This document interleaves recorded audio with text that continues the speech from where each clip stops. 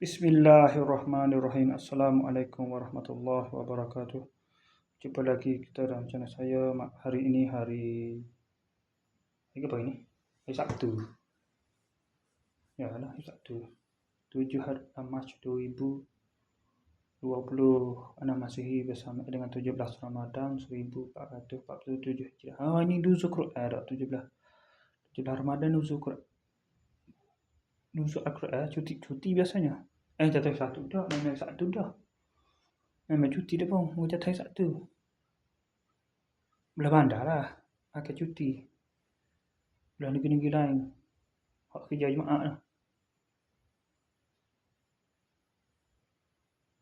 Hak Sabtu cuti, cuti juga. Hak Sabtu lah. Cuti juga mungkin ganti mari tu. Belah Kelantan Ganu Kedah, memang cuti Jumaat. Jumaat Sabtu cuti, hak tak cuti. Dia sana je hari Sabtu cuti minggu. Hak kita bekerja. Kelantan Ganu Kedah. Lah nuzul Quran. Biasanya cuti lah kalau jatuh hari Rabu ke Isnin kau memang cuti biasanya. Seluruh Malaysia lah ke cuti. Okey. Habis waktu.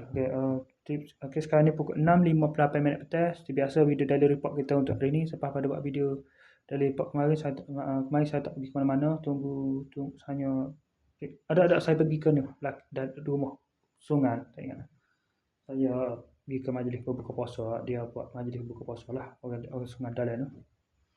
Okey, lepas buka puasa tu terus balik untuk semaya maghrib, kemudian terus pergi ke masjid pada bawah untuk seperti biasalah semaya isyak berjemaah dan juga tarawih berjemaah. Lepas tu satu singgah kelas fikri seperti biasa. Lepas tu balik pada pukul 12.10 malam. Lepas tu malam tadi tak tidur juga. Sampailah ke makan sahur pada pukul 5. Semai subuh pada pukul 6.30. Kemudian tidur. Bangun pada pukul 3.16.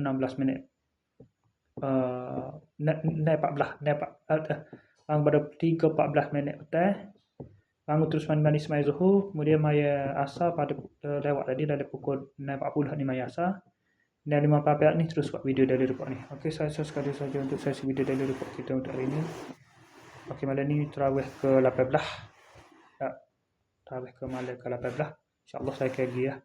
Okey, saya sekali saja untuk sesi video daily report kita untuk hari ni. Assalamualaikum, jumpa lagi. Bye.